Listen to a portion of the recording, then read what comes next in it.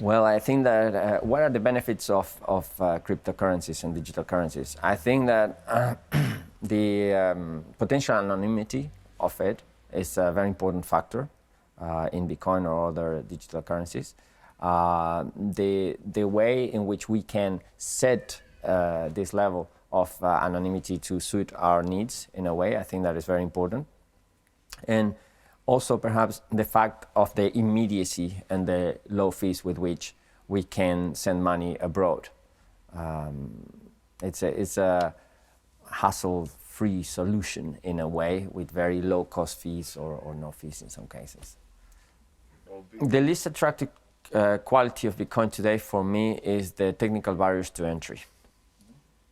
I think that is a problem, and that is something that is preventing the wider adoption of Bitcoin either as a currency or as a hedge against inflation.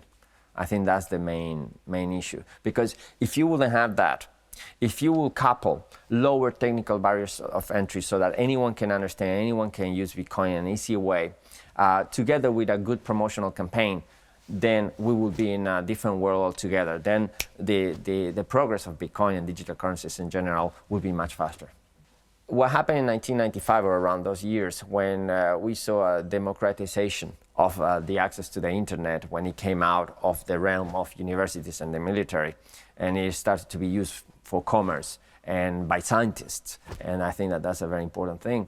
What happened from then on was that we saw an explosion in the knowledge that was available to everyone around the world. I think that is very important, for example, that a scientist in Australia now could know, or a roboticist in India now could know exactly what another person was working on the other side of the world.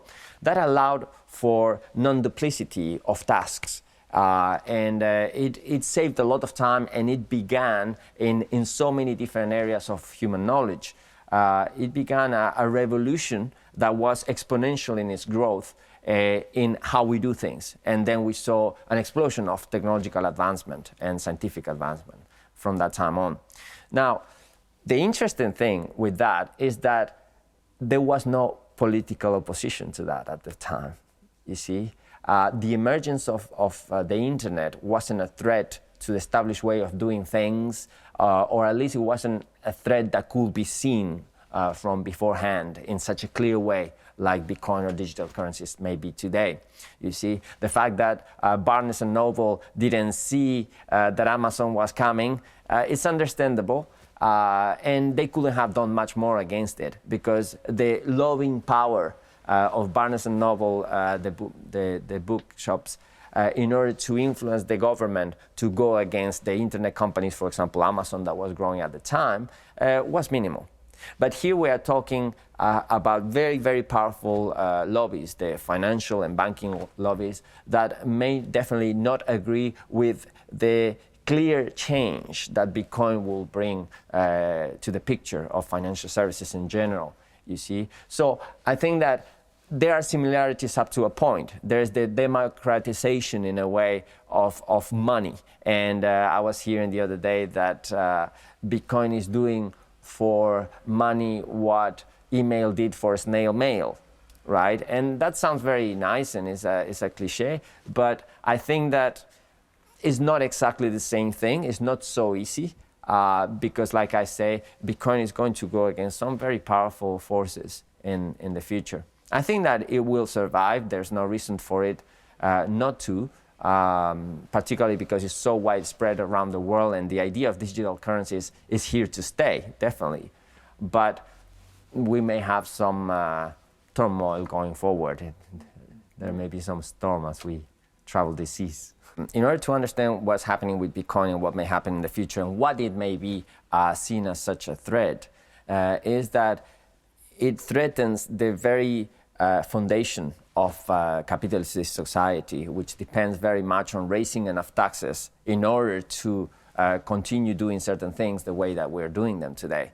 If the governments don't have the ability to raise those taxes, and I can, believe me, that a lot of public offices are very, very attached to their budgets and they don't want it to go down. Anything that threatens that will naturally be attacked. So Bitcoin, in a way, may well now be in a collision course with the established forces that are there to let's say, keep the established way of doing things going for as long as possible. They will try to do this for as long as possible, to keep us doing what we're doing for as long as possible. We've been doing it through financial gains now for, I don't know, 10, 12 years. Bitcoin at the moment has several structural weaknesses. Some of these weaknesses are the gates of entry into Bitcoin on the financial side of things and the ways to get out of Bitcoin, okay? However, in the promotional side of things or in the technical side of things as we go forward, there is also the weakness that there may be very few individuals that are accumulating, that are, let's say, becoming more notorious and more famous for the press in a way. This may attract undue attention to them, and this may be a problem in the future, because if something were to happen to them, and they were to have some kind of accident in a way that can be interpreted as something could have happened to him because someone did something to him, then that could be a problem. And I think that a lot of people are very committed to their ideals until there is the danger that something will happen to them physically. So we may see that that is a factor. So if something were to compromise the physical security of some of these star programmers today, I think that make people think twice about getting involved with Bitcoin or getting involved with it publicly. And if there's less talent coming to Bitcoin, or less people want to be associated with it in a way, the Bitcoin efforts to go forward will be greatly slowed down, or maybe Bitcoin will not benefit from the best talent available. So my point on that was that historically, and if we want to predict the future, we have to look at the past.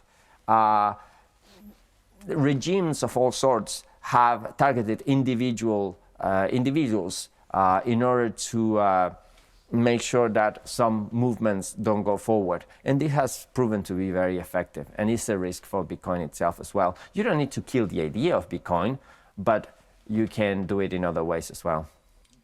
The Bitcoin world today and the Bitcoin community are very small environments in which everyone is pretty much aware, or at least all the serious people about on Bitcoin is pretty much aware of everything that is going on.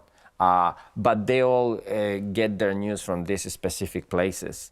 Yeah, a weakness of Bitcoin is related to the getting the information in these specific places, because then it's very easy, for example, to disseminate the wrong information or to disseminate rumors that may damage certain companies or bring the price down or drive it up or things like that. If we put that together with the lack of experience of the investors in Bitcoin today, and we put that together with the speculative quality of the whole environment right now in a way, and the fact that the market is so small, you can affect and see great fluctuations in price based on social media, of course. But is this the most important thing for Bitcoin right now? I'm not so sure. I think that social media factor is important, but it also depends on the size of the market. As the market will grow larger and less people will be aware of what is happening to Bitcoin on an hourly basis, then if there's less people aware of the social media chattering about Bitcoin and the market is bigger, we will see the price being less affected.